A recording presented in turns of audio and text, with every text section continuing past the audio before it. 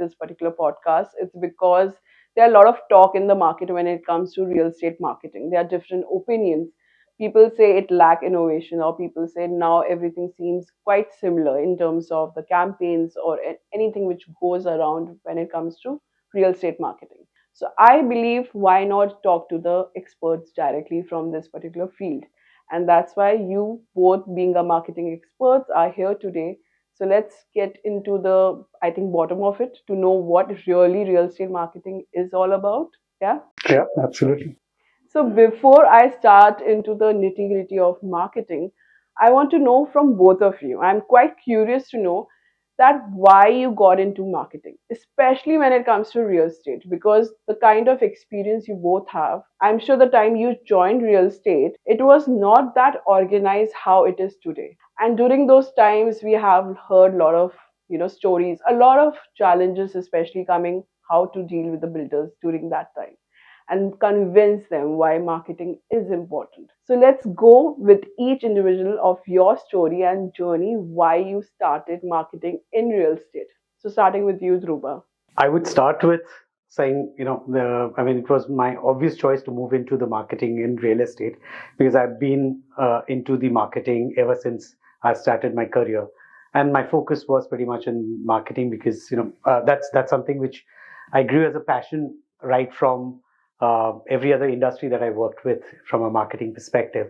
I was in a banking industry, I was in NBFC, I worked in BFSI from an insurance perspective. So the entire movement of mine was always to look at consumer in different space altogether.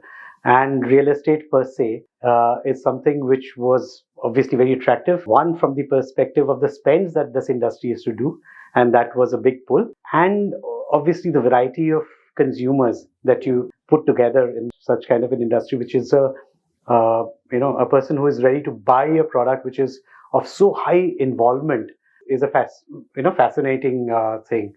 Plus, it's not just about an individual, but it's an entire family, extended family. So it just is the most exciting part of being a marketer, to understand that from a consumer perspective. So I got an opportunity in Puravankara and I just hopped into that. But you made it sound all positive. Were there not any challenges you faced during those times, in especially where you had to deal with making people understand why those marketing budgets are very important? Yeah, some challenges would be there in any of these industries that you work for from a marketing perspective. Challenges were big, and because of the challenges, it was even more interesting to be in an industry like that, where everything is looked at from a gray, spectacle. Is when we joined into this industry, and from there on to now, I wouldn't say that it's really moved into black and white, but we are still we are closer to that, and a whole lot of understanding, a whole lot of new marketing strategies which have started working in, and people have started recognizing. The organizations have started recognizing in terms of how one should do various practices to get the right kind of consumer, and hence that's the growth forward. So yeah, challenges were there in banking as well. Challenges were there in any other industry. So the challenge was even more exciting to be part of. So that's how I take that. So tell us about your journey, CJ. Well, mine started at home actually. At least the marketing bit of it. So my dad's a sales and marketing guy from a different industry. He's had the opportunity of being in different countries across the world, for that matter, also. So a lot of my exposure started with my dad at home, where I would glance through some of the stuff that when he went for seminars and workshops, when he was upskilling himself, he would bring some of that stuff home, and I would just glance through it. I was too young to understand a lot of it, obviously, but the academic interest for marketing started there. As far as real estate happened, real estate was a little bit of an accident. If I go back 19 years, I had just moved back to India and I was looking for an opportunity. I was looking at multiple sectors to try and get a grassroots opportunity, so that I wanted to learn the city, I wanted to learn the culture, I wanted to learn about the people. And, my first real estate employer happened.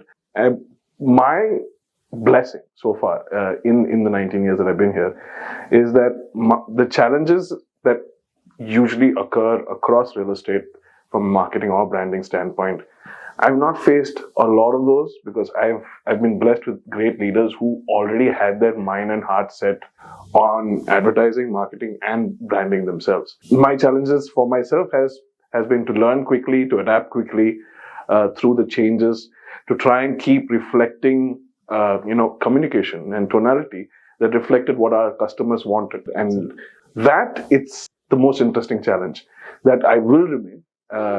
For us as marketers, as to it's what's the right thing to say, what's the right thing to show, how honest can you be, how authentic do you want to be in terms of communicating your brand and your product and advantages of that product. Because just like Dhruba said, it's a high involvement industry. I think 93 to 95% of the transactions that actually happen are once in a lifetime transactions. I don't think there's any other industry that has that kind of hit rate where people are buying your product just once in their lifetime for the majority of it, and you have to create such an impression on them that they choose to invest money that they don't have yet in your product. It's just lovely. I think every day, and with consumer behavior changing so rapidly now, right? With all these influences of social media and television and the movie culture for that matter, all of those changes, you can see them when you go out into exhibitions and your site offices and you overhear conversations or you sit down and observe some of these conversations.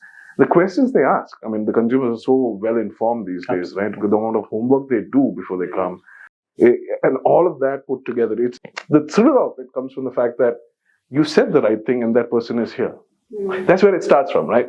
Just because you said something right and you showed something right, very simply, and just because of that person has come to your office. Now the rest of the journey is how you treat that person, etc., etc. So yeah, I mean, not the typical theoretical challenges that maybe a lot of our counterparts would have faced, but challenges in a more enjoyable way. But would you say, and would you also agree that 19 years ago, marketing that time in real estate industry was relevant? When I say relevant, was it the frontier, like when it comes to communication? Because during those times, what we have seen is mostly the newspaper ads were there, right? And much more like how it's happening, be hoarding or be digital or the usage of technology, performance marketing, and everything. But during that time, the focus of the builder was कि sales आनी चाहिए, broker को बुलाओ, अपने के पास जितनी ज़्यादा booking आ सके. But marketing was not the key focus area, I would say. Would you agree on that? Yes, I will. And we were just talking about at lunch today. The industry has evolved. I mean, we all know what's happening today, right? And how marketing has come from the back seat to probably the front seat, or is making that move, right?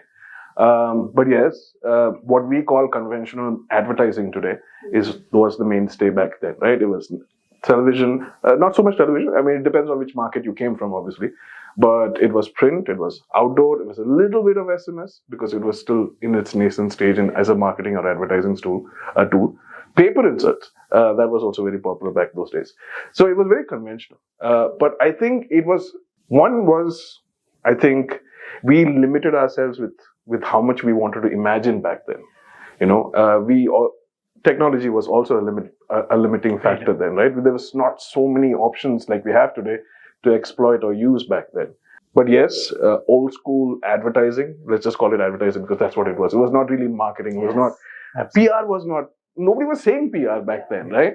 Nobody was saying brand. I think the first time I heard brand as a word in theoretical discussions with leaders or with teammates was after the first 5 or 6 years, right?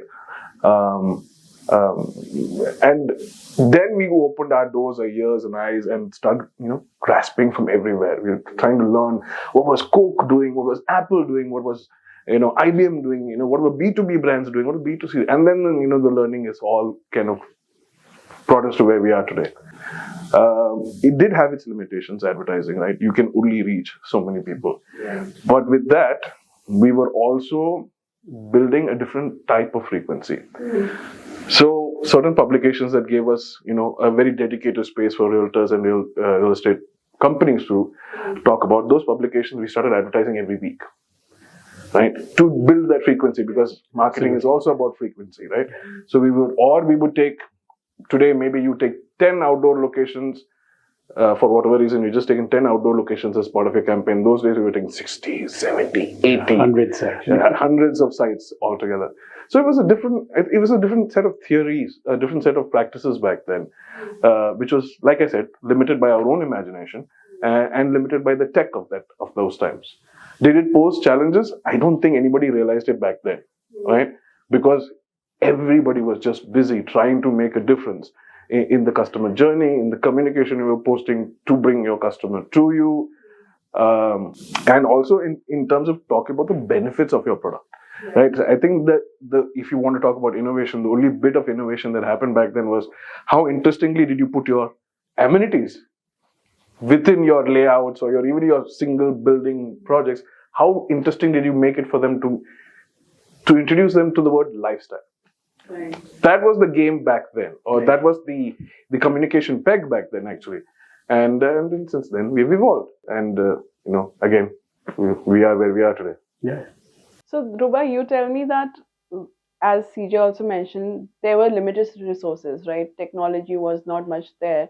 SMS was one part of it, which just could, I think, send bulk SMS about where the project is coming and everything. During those time, I understand even budget must be constrained, right? So there be certain particular just given for marketing. But now the days are where the marketing budget are quite big when it comes to real estate brands. Earlier in those days, they were very restricted about certain, budget to be given in marketing. So how did you manage those challenges? So I think I'll just take a bit of what CJ mentioned. So it wasn't really when I joined the real estate industry as well. I think we never faced a budget constraint per se. But again, the worst of when we were then was from the perspective that, like CJ mentioned, it was advertising and not marketing really. Yeah. So the entire jawabdari of, are you getting that ROI was not really existent at that point in time. The marketing or the advertising at that point in time was, can I do a whole lot of carpet bombing or on the place? Kisi kahin to lag jayega. It'll fit in any of the places, and I'll hit the consumer which is there. And at a lot of times you'll find one out trying to outdo another brand within the same micro market.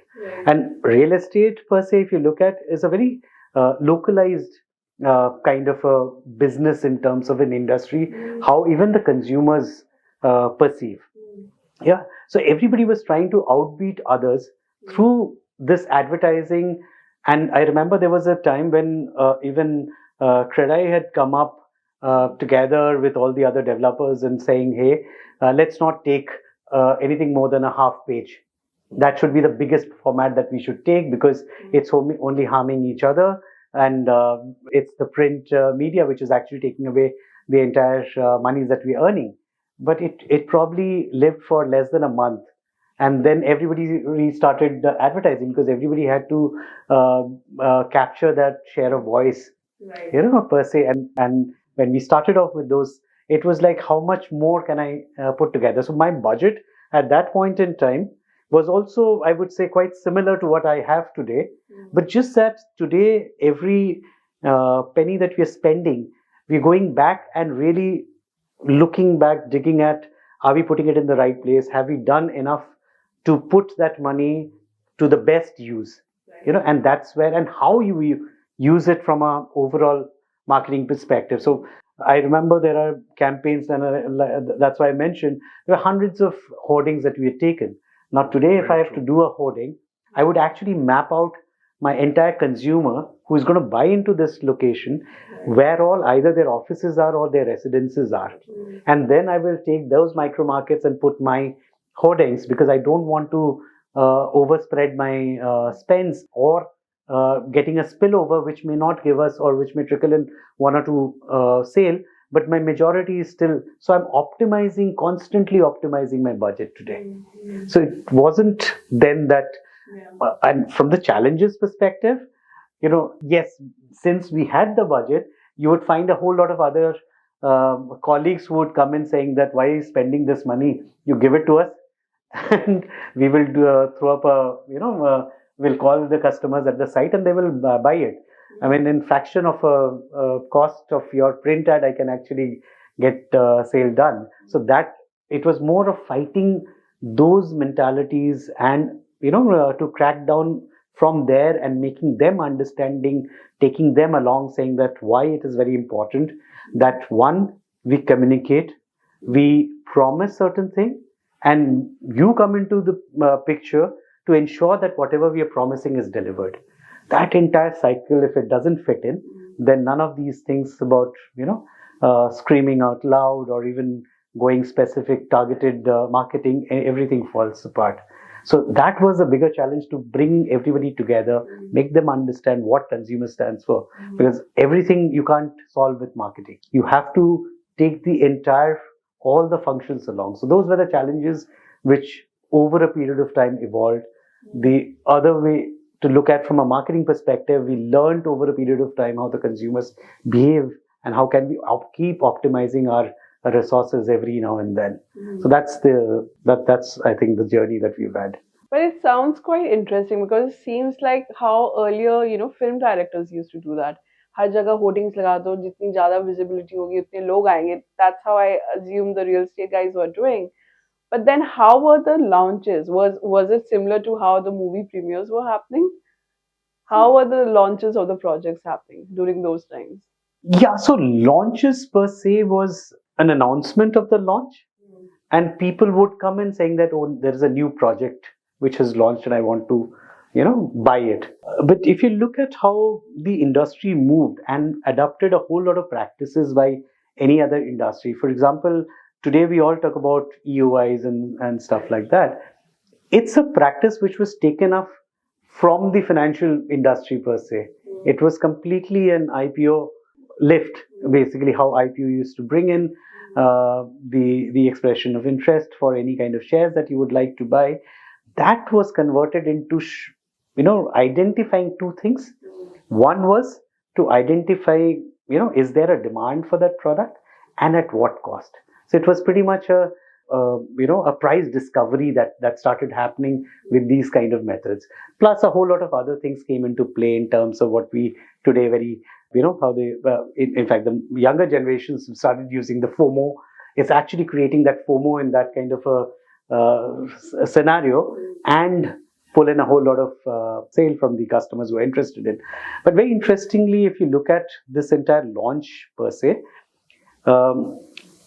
in fact, we moved from launch to pre-launch.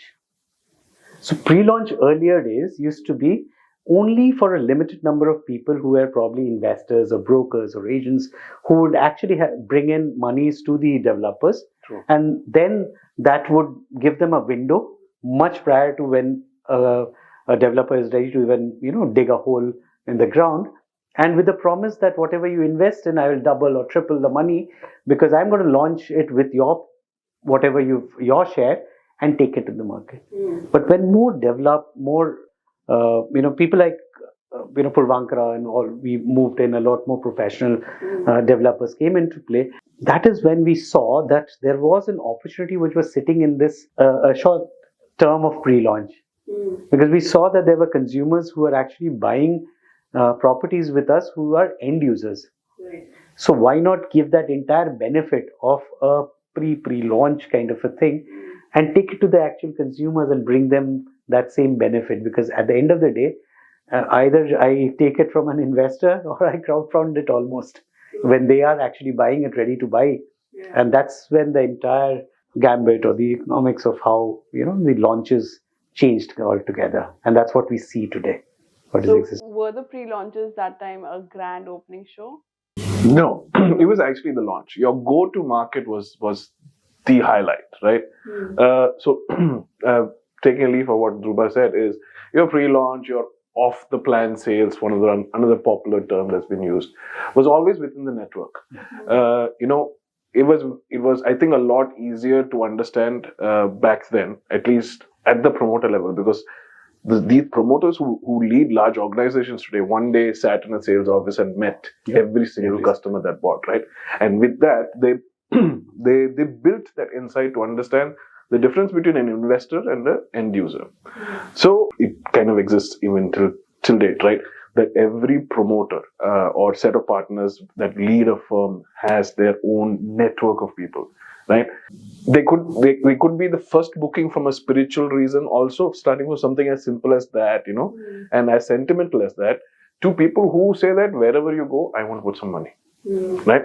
I may not be able to buy 3-4 apartments, or I may not be able to buy 10,000 square feet of retail or commercial space, but I want to be a part of your growth story. So every time you launch, you call me first. I will take something with you, right? So people who believed in the brand. And then there's that third bit that was, I know XYZ brand helps me grow, but whether it was by leaps or bounds or whether it was step by step. So I'll always put something whenever they launch a project, irrespective of the classification of the product.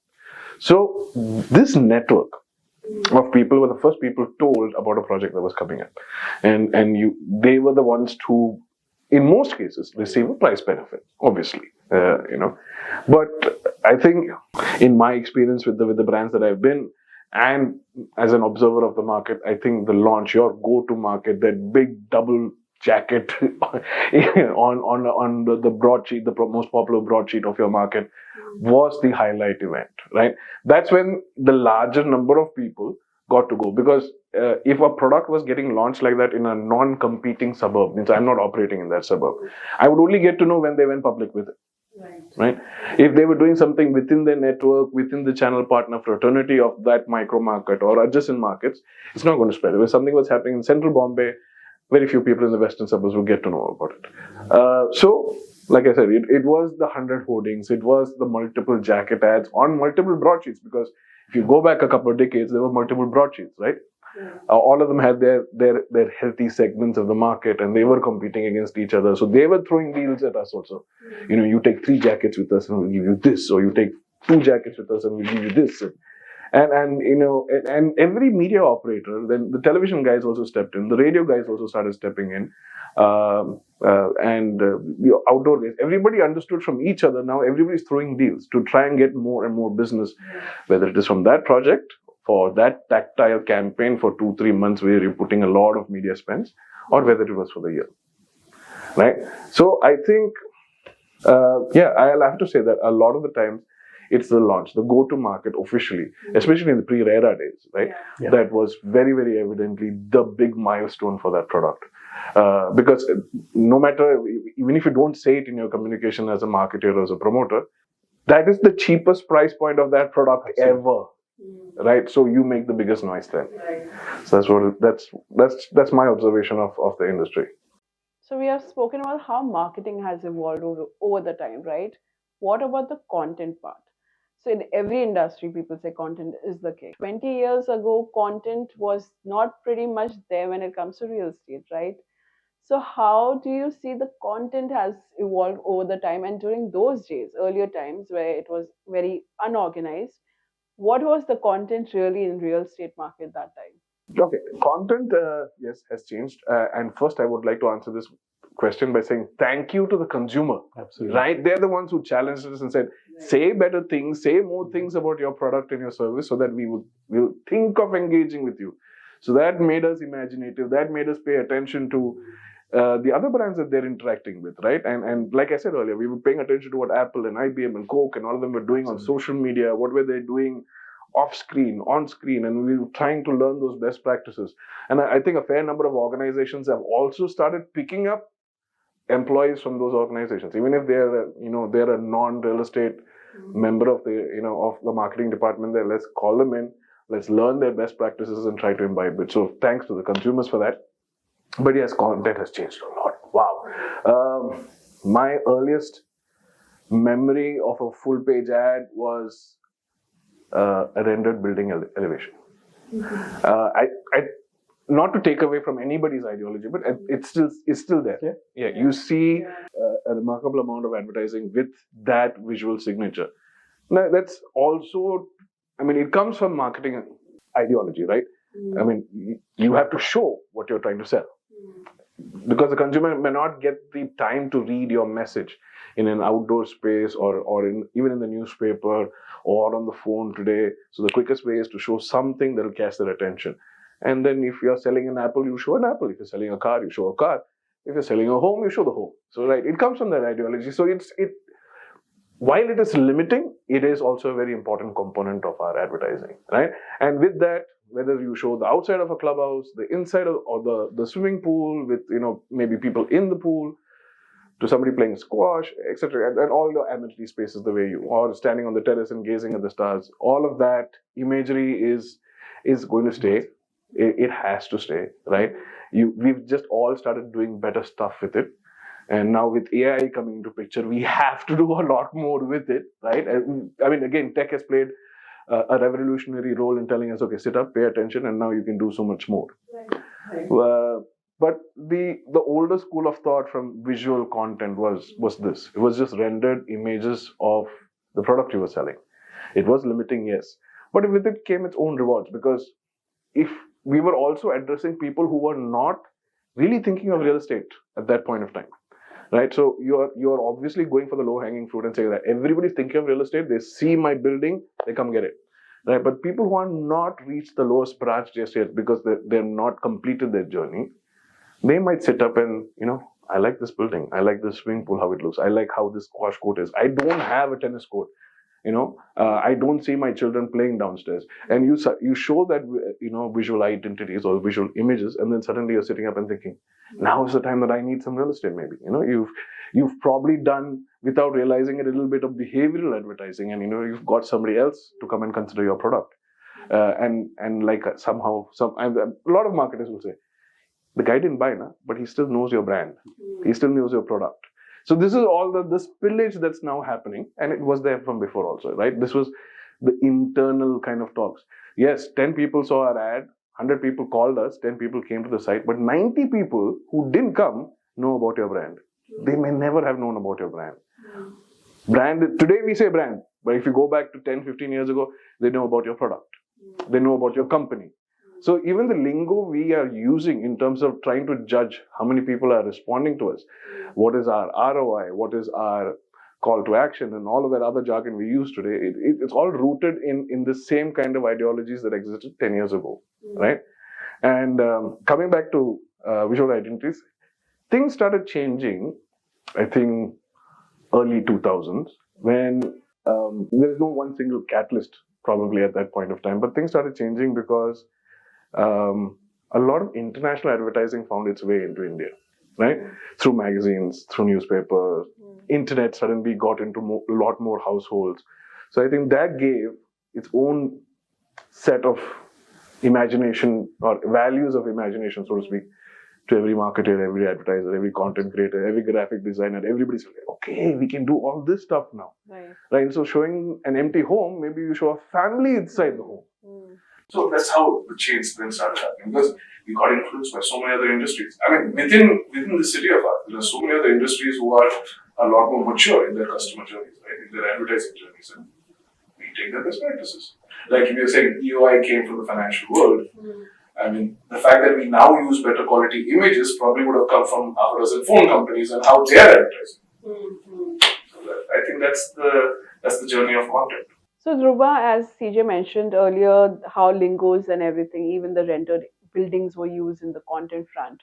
But now, what we are seeing, of course, the rendered buildings are still being used, but now the wordings or I would say a wordplay is different, like code names or people defining pin codes have started happening these days on these campaigns of real estate market. But in earlier times, what was the more content or in terms of wordplay would be like? Why I'm asking this so that viewers understand how the content has evolved from that time till now, where people are, I would say, even there are times where tweets go viral that, okay, there's a Malabar 2.0 or Santa Cruz 2.0, and there have been a lot of viral tweets around it. So, what is your take when it comes to content? Okay. I think content has moved leaps and bounces to what we are seeing today. And yet, personally, if you ask me, I don't think we are even touching 10% of what other industries or what the content has in store or what the content can be utilized for. We're anywhere close to it. So, in the early days, the content was again limited to that advertising lingos and advertising, good writing, copies from that perspective, only limited from an advertising perspective. Yeah. Also, it's a factor of how much of media was available for the content, how much of consumption of content spaces were available. So if you look at majority of the thing where going back to the traditional medias itself, which may be print. So if somebody is a little more bent towards PR, probably there will be a little more write up about certain things, but that was also very, very few, far and few. But the movement of that from the exposure or the opportunities of the other media, which has really come up, I think the content is a completely different ball game today. And I still keep saying that we're not even scrape the surface of the of how much we can do for content.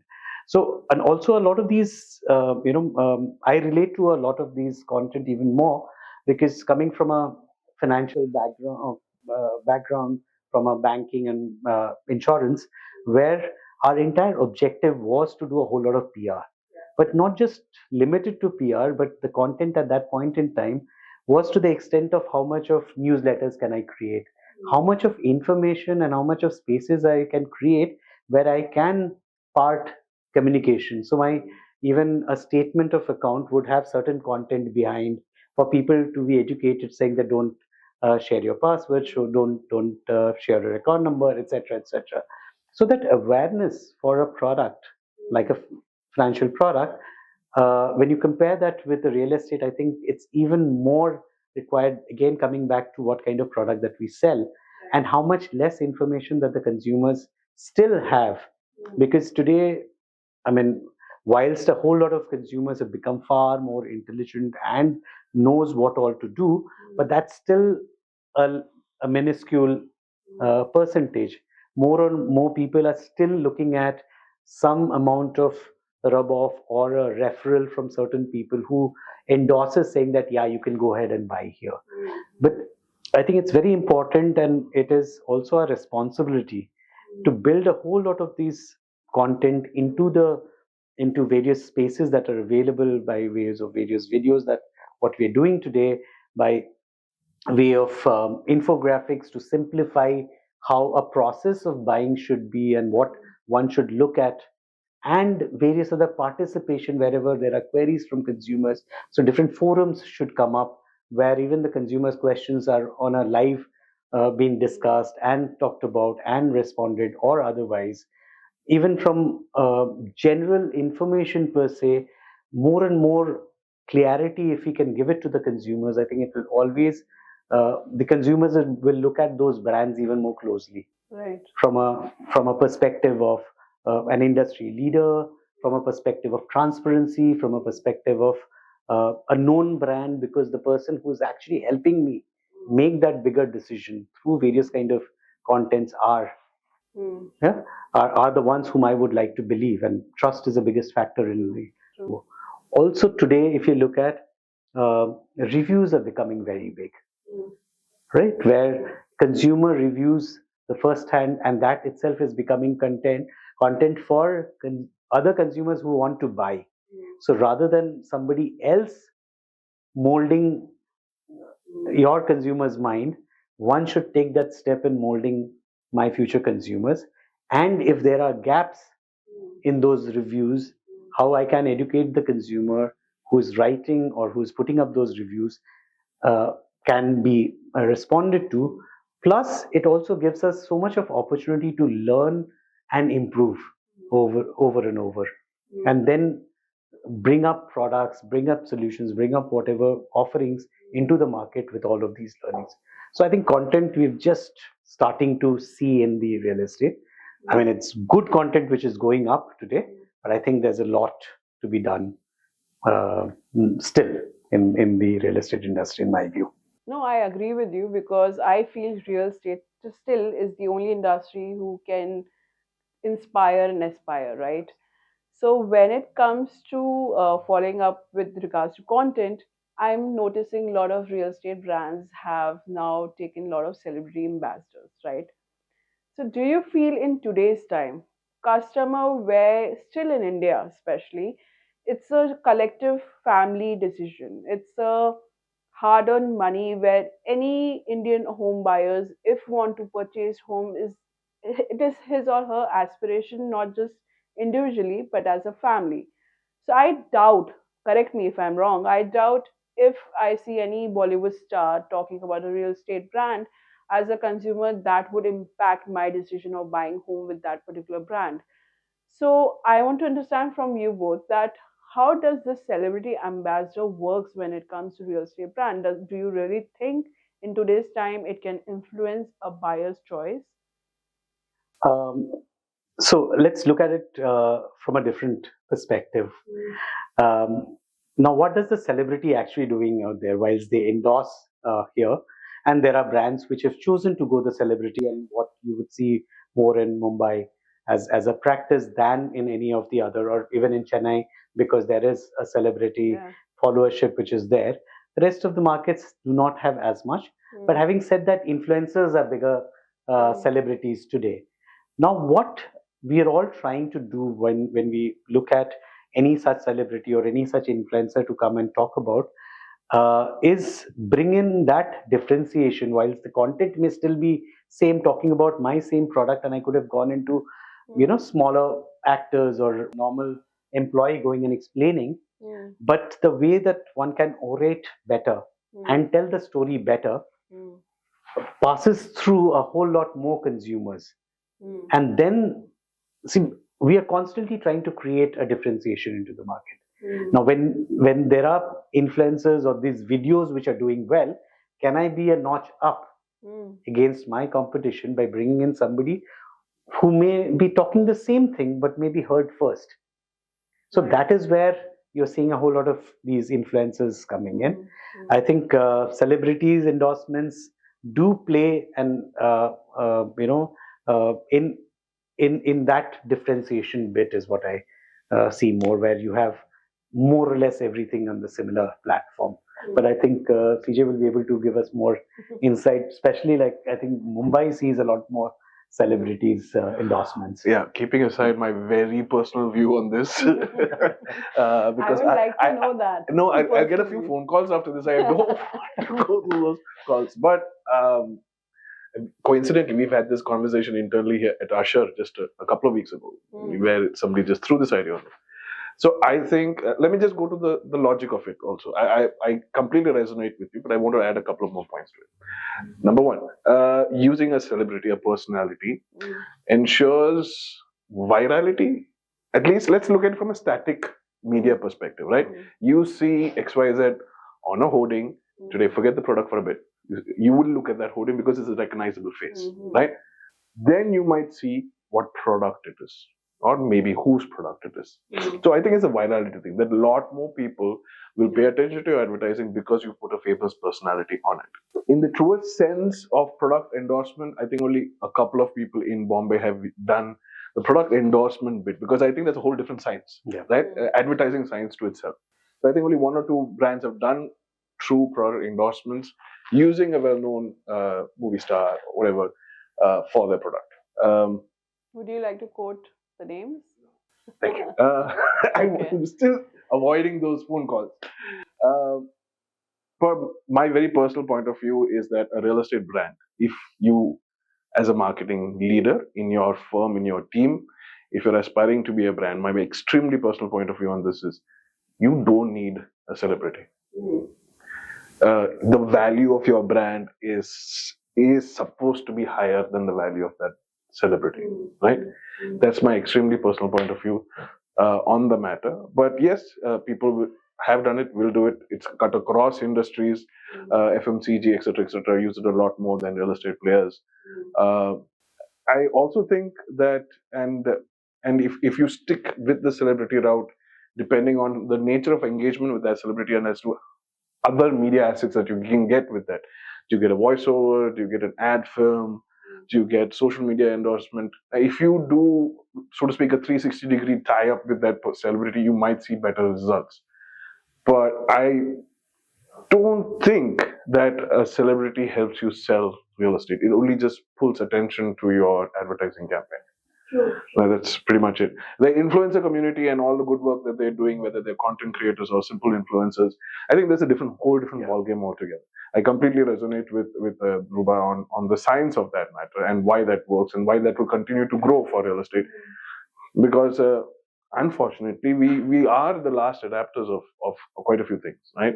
If we take our time and the positive spin on it, we take our time to make sure that we're doing the right thing. Because when you're selling a product where somebody is putting that much of their life earnings into it, you want to be as careful as possible about what you sow, about what you show, what you say uh, through your advertising, and that's why the influencer community, I think, makes a lot more sense as to what they can say and how interestingly enough they can say it um, to all of your potential audiences. That's my take on the celebrity thing. No, I agree, but I also, and that's my personal opinion, that as Ruba mentioned, content seems to be still not yet there explored or tapped into. Of course, influencer is doing their way of putting the information out there. But the recent campaign, for example, Gera developers, the way they did the ad, right, where Rohit Gera himself was in that ad, where they're discussing how to bring in Amitabh Bachchan and why to bring him. That was something different which we have never seen, especially in the Indian real estate, where the developer is also on the front face talking about why should we bringing ambassador and how would that help. So it was an interesting, I would say, in way of advertisement. Also, even viewers knowing, okay, this is the developer, this is the brand about, and there was a much talk about it. Of course, there was attention, but it showed a different way content could be also, I would say, advertised in terms of real estate, which was quite interesting for even youngsters to know. Okay, this is a developer and this is a brand like. So I feel we still need to tap into how the content could be made in terms of where aspiration or where the messages need to come across in a very, I think, storytelling manner, in a different manner from the brands. Because I think the dependency on the influencer are now highly there, because you leave them, right, create the way you want to, and because you can connect with your kind of reach. But I feel we can still, in the real estate domain, can explore a lot of things. That's what my opinion is. I agree, and taking from where both of I think there is so much. It's not. Let's not just look at content for the sake of advertising or marketing or branding. There are so many things that are happening, under the skin, so to speak, that you can use good content for. For example, driving internal culture, right? You could use very interesting outlook of how influencers, content creators are talking about office culture. You can take some of those pieces or create some of those pieces, especially for the all of your teams that work there, whether they are facing the customer or if they're sitting at the head office and doing a lot of man hours to make sure that there's a good product and a good service back in the product. You can use content for ORM, right? Every developer goes through it, right? You just cannot keep everybody happy all of the time. It doesn't happen, right? So you can use good content for ORM as well, right? Just don't be too humorous with it, but yeah, but yes, you could use good content for ORM as well. And if you dig deeper, right, it's if you're going to look at good content and try and define good content only for the sake of marketing branding, some of us, I think, will get overwhelmed with the fact that there is a lot. Yeah. Like, and I'm not just talking about rupee value. I'm just talking about the number of things you could potentially do. Then it becomes difficult. You're like you're staring at a buffet, and you're like, which side do I start from? Right? And that's how you end up being. But just enumerate all of the reasons you can use content. Right? If you look within your workspace, you look at the relationships you have with all the ancillary industries that work with real estate. Right? 200 plus, 250 plus industries that work very closely with real estate, and how you can build better relationships with them through good content, right? There is a brand that makes it a point to send a birthday greeting to the promoter of every vendor, agency, and partner in their ecosystem. Simple thing. Brilliant. What does it cost them to do that? Nothing. On a call, by birthday ka beta. Bas, note it down, send to one CRM team, auto emailers, everybody gets their email on time on their birthday. I mean, it's such a simple thing. But what is going in that? It's humorous birthday wishes, which has obviously been influenced by the type of content that exists outside today. So why not do it? And also, just taking a leaf from what you mentioned, even from an internal perspective, today we are all exposed to every kind of media, right? Yeah. So when we put something in, say, a LinkedIn, for example, there are hazar other or even millions of people who are still there on the LinkedIn who are also consuming the same data, who is going to buy a home as well. And you would like to buy from good people, right? True, You would like true. to buy from people whom you resonate with. So even those communications have become so much more important in the way that it is. And rightly said, CJ, it should not also start becoming a very marketing throughout, but it's people want to know. People want to understand from a human perspective, from a product perspective, from a knowledge perspective. So there is so much more which people are there and can make so much value out of it.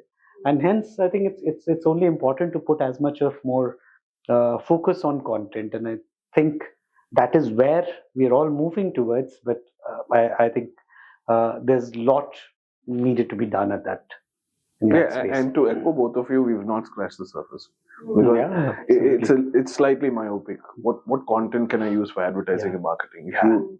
If you're going to focus on that, you're going to get overwhelmed. Personally, it's happened to me when I looked at all of this about 3-4 years ago. Because wait, if you look at the years of 2021, we spent the better part of 8-9 months out of 24 months locked in the four walls of our home. So all our window to the world was our mobile devices and all of those apps we frequented, right? I was at one point trying to sit down and figure out how can I sell real estate on Clubhouse. But then when I caught myself thinking about that, I was like, why sell real estate on Clubhouse, right? You're talking to people who you have 20 people in one speaking room on Clubhouse, and from 20 different backgrounds, from 20 different age groups, and why would they be interested in your real estate product here in Bombay? So you have to look at it differently, right? Also, yes. Sorry. So even from an influencer perspective, like you mentioned, so it's very important. Yeah, we are the kind of the last adapters to that thing, but I think it's also very important, like you mentioned, is to have more relevance in terms of what, not somebody coming and just blabbering out entire thing.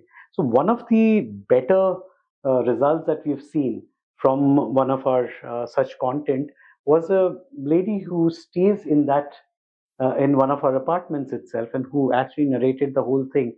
The person who is staying in there, obviously, you will not get every time such kind of people who are staying in there to narrate the story of how the product is. But that just gives us that, that bit of understanding how people adapt, how people absorb, or how people take. How more real content will always give you a far reaching, results. We got leads out of that, which we always thought, any of these things is only giving us reach, plus the branding, plus an information that sets out. But we really started getting leads out of those content, and we started using that content even more for every other aspect that is possible. Yeah. So we took that leaf and then replicated a similar kind of a thing in terms of how the other products are also. So it has to be really brought into how much of relevance and genuinity that we can bring in that. Absolutely. And that makes so much more sense. And the best pieces are organic. Sorry to cut you off. The best pieces are organic. So it's a true coincidence that last monsoon, just before last monsoon, at Ashar, we gave possession of one of our buildings. I'm sorry, I can't recollect it right now. And people filmed the first monsoons from their balconies, and everybody loved that content, right? It didn't reach 2 million likes. It's okay. It got 2,000 likes, and that's fine. It was genuine. And those are those pearls or those diamonds in the roughs that really it works both ways, right? In the sense that it's good content, but it is also a reaffirmation of all of the 100, 200 people that were working with you to deliver that product. Right? Very interesting thing. If you go onto the Instagram and just search for your product, with your the Google tag of your location, you will find your consumers who bought or staying in there have already put up so much more content on the amenities and the lifestyle. They're dancing out there. They're doing a whole lot of things, right? All we need to do is just pick up that content, take their consent, and just play it up by saying, hey, whoever has the best content, and you can create a competition out of it. You can create a whole lot of things, or just go and award somebody who said thank you so much for putting up a great piece of the deed that the homes that we've produced and it has given you or helped you in doing so In and doing so. so, yep. So there's so much more opportunity which just sits there to be, to just become a next. And the most interesting part of home selling or home advertising or marketing is all about that every piece or everywhere you look around, you'll find some content or the other. The Yeah, stories. that's the most interesting part of the real estate marketing per se. So let's get into the business side of marketing, right? These days, performance marketing has become the buzzword, especially we are noticing it's been frequently used in shows like Shark Tank India, which has educated the whole audience, even startups, where they are aggressively getting into it to get the leads or to get orders and everything. However, when it comes to real estate, performance marketing entry was quite late in this industry. So, could you tell us what were the factors that delayed adopting performance marketing, where it was one of the tool which could get you maximum leads, right? Correct me if I'm wrong. Yeah, I agree. Today, the way performance marketing works, in spite of the fact that our CPLs are still the highest in the whole universe of CPLs, because we are what 4-digit CPLs for most projects. So I think, and it might be a little bit universal to all adaptation of most technology into real estate, right? Number one, and it's because we are so comfortable, right? We're in a comfort zone. Print advertising cost us this much, it did this much. Everybody was okay with taking the jackets, and because those flashy ads, irrespective of working or not working, still was a huge ego massage for a lot of people, right? The, the hundreds of hoardings, right? The little quirky radio jingle if you had to, or something interesting that you may have done on television or in theaters, that 30-second slide that you might have taken in the theater with a brand endorser of a celebrity or whatever you did. So we all got so used to that comfort zone. So to be able to get collectively, right? You're not just a team, right? You're an organization. And there are other people that play parts to every decision as well. So you have the CFO who's saying, okay, you can only spend so much or whatever. Then you have the promoter. And all of you need to get together to make that, to deal with change management, right? And some people can deal with change management sooner, some people can't. So number one, it was comfort zone and moving out of a comfort zone. Second is change management. Third is, I think real estate up to maybe 7-10 years ago wasn't comfortable getting talent from other industries. Right, so we were not paying a lot of attention to best practices, right? And if you're not paying attention to best practices around you, it's that much more difficult to change, right? I think between these 3-4 things, it's maybe the larger part of the reasons as to why people didn't, or why organizations didn't want to go into performance marketing. There could be other reasons as well, which is better left unsaid on camera. So, Dhruva, correct me if I'm wrong, but I'm noticing a pattern here in real estate. If any other builder is doing the campaign or the hoarding, the other builder is doing it. So, does it go same for the performance marketing? Till then, no one was starting, no one was touching upon it. Till some few started, and everyone was like, "Oh, they're getting leads out of it. Let's start with that." So I think there were certain developers which were early adopters, certain which followed, and I mean, real estate has been like that. So I remember we started off the performance marketing in 2000, I think 12, 13 kind of a thing with much more vigor and seriousness. But what is more important is how did we use it and what has been the learning from, and then the actual performance marketing was adopted. So, for example, if you look at in 2013, we brought out a campaign and we were very happy because we gave a target to our agency to do a performance marketing and they gave us 10 times or 12 times more leads. Yeah. And we did not know the difference between lead and qualified lead at that point in time. Yeah. So whilst we got a whole lot of leads and people took a serious note of that, saying that how could you generate like lakhs of leads? I'm not joking, lakhs of leads from a campaign, and we were all happy with that. And then when we went back into trying to qualify, it just came down to probably 2%. or even less, much lesser than that, which could be worked. Then we learned that how could. So I think from a real estate industry per se, the learning curves have been slightly more stretched.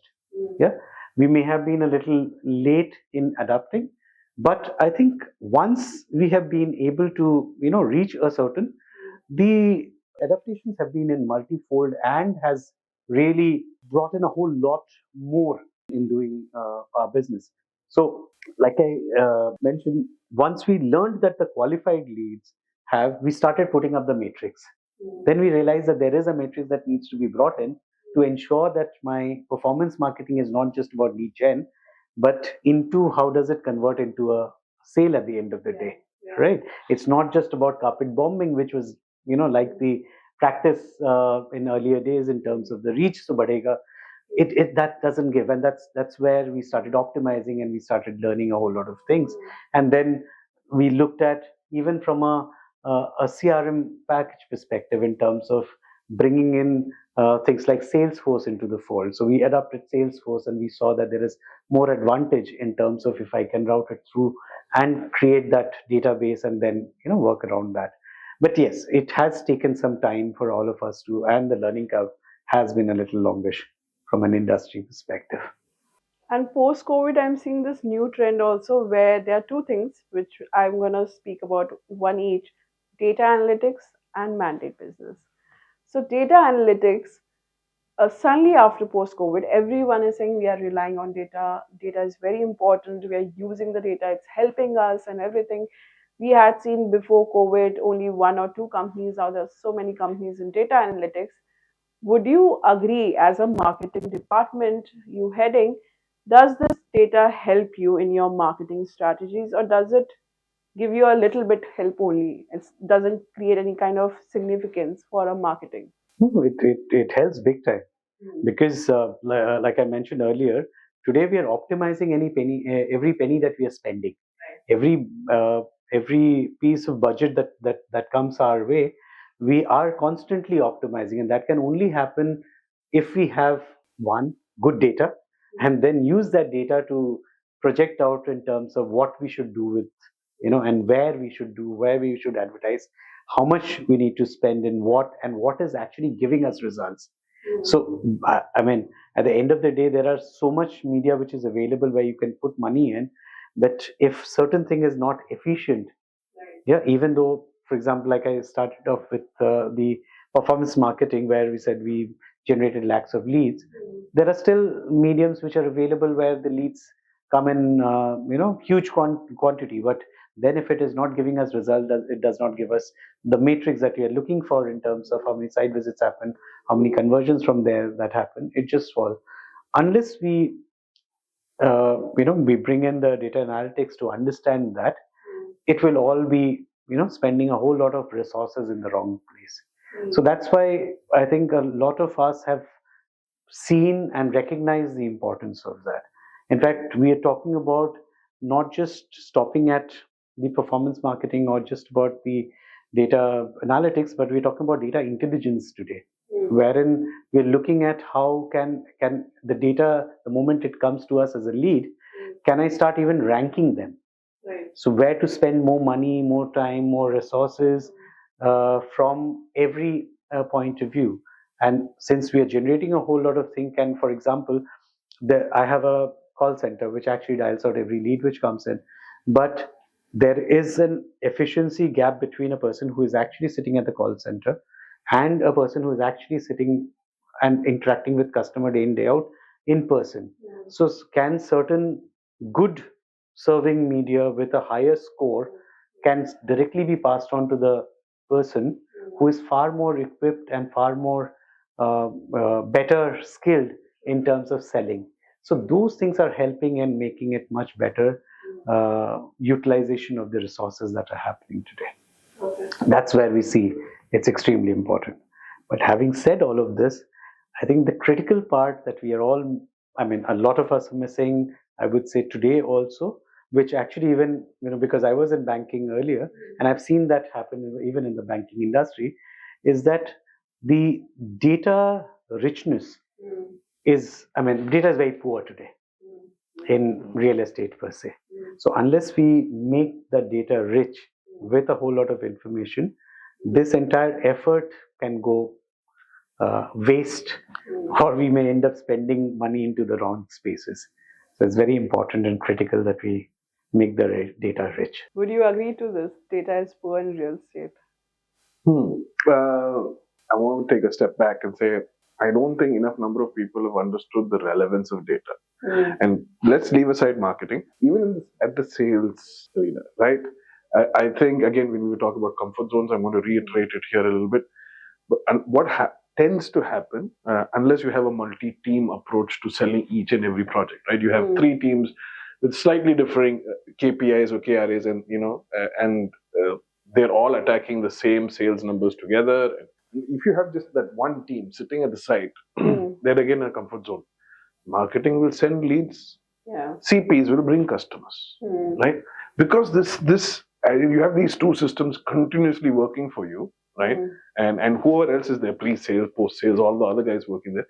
I'm sitting there in my little cabin or in my swanky sales office. Customers are coming, incoming. So do I really need to pay attention to where they come from, what do they do in life, how many kids do they have, and all that stuff? So I didn't have the habit, not just as an individual now, as a team and as an organization, to collect data. So it's a lack of talent? No, it's a lack of discipline.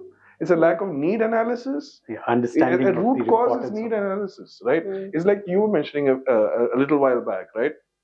How marketing was looked at a decade or so ago.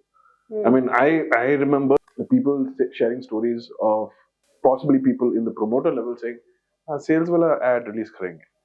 So that's where marketing started from, so to speak, if you go back a couple of decades, right? So the need analysis for collecting data has never really been pushed at the grassroots level. So truth be told, there's still a lot of work to be done with need analysis. There's a lot of comfort with the fact that customer aayenge. They will keep coming to me. I just have to tell them about my product and help them take a decision. If they're not, because who's going to collect the data? Right? As a marketing funnel, you're getting XYZ from them. But the XYZ is, like you said, it's poor data. There's very little to it. Like, can I do better optimization with what I'm collecting through my marketing funnel? No, it's definitely not enough.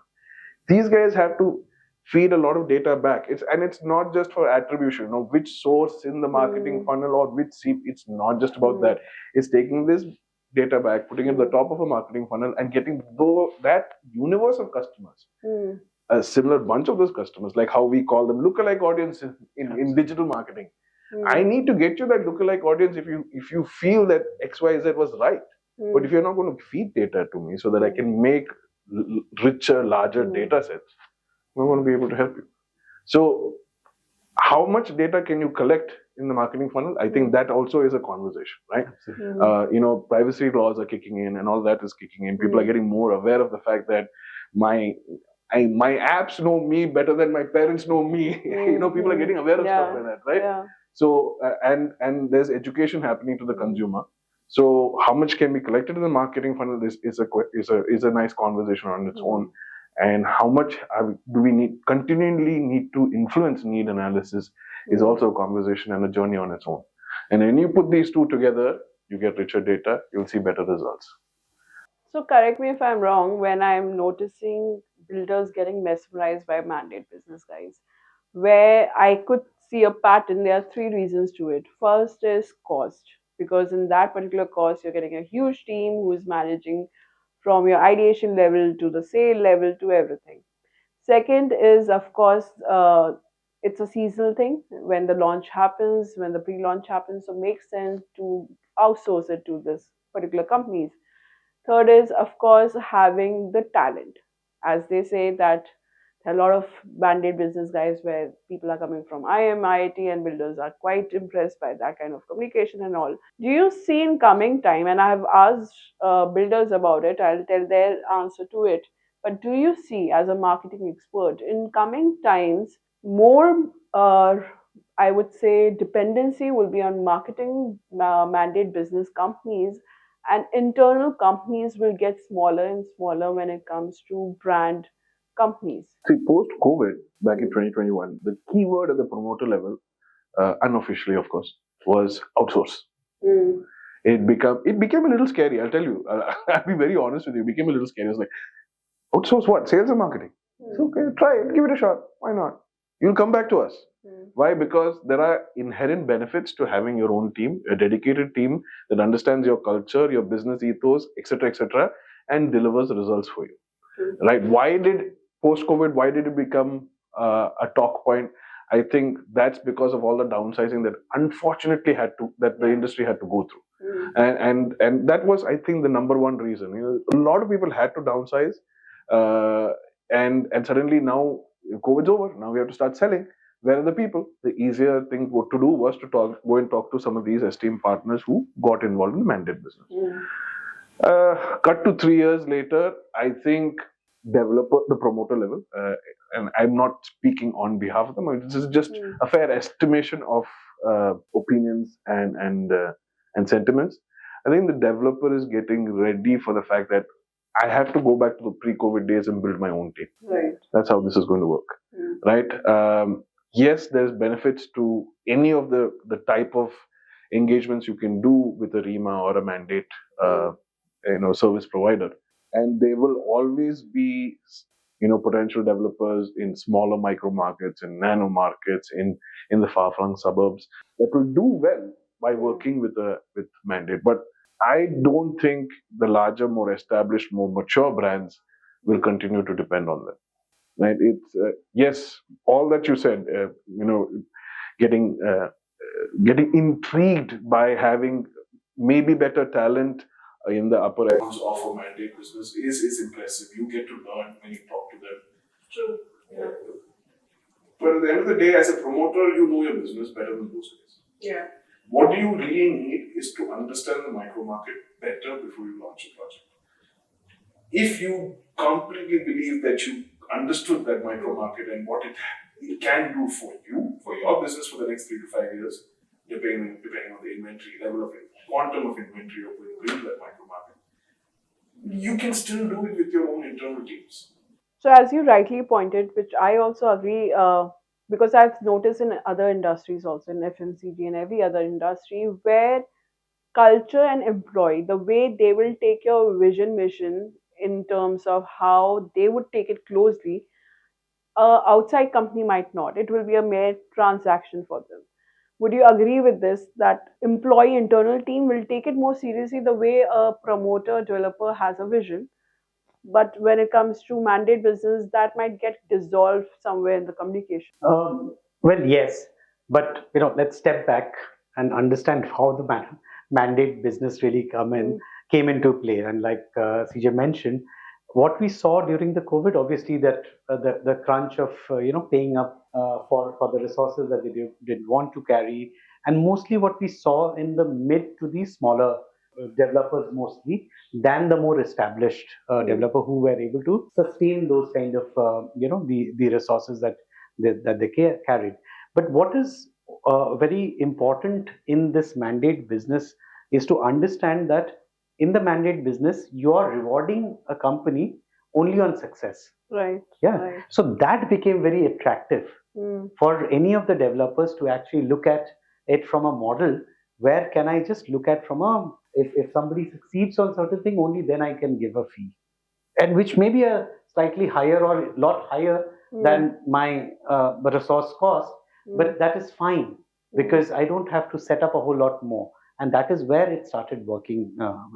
But yes, the larger, more established developers I would believe, would not look at a mandate business from that perspective because the resources are within which can deliver on a whole lot of things from a understanding of the culture, brand, products that are brought in, the spiel, the kind of storytelling that they have lived with and can talk to the consumers on those, plus the entire skill set of even doing any kind of campaigns are sitting within these organizations per se. So I don't need another organization to parallelly give me the same kind of leads because I'm also doing the same thing and generating this because the set of population is still limited, right?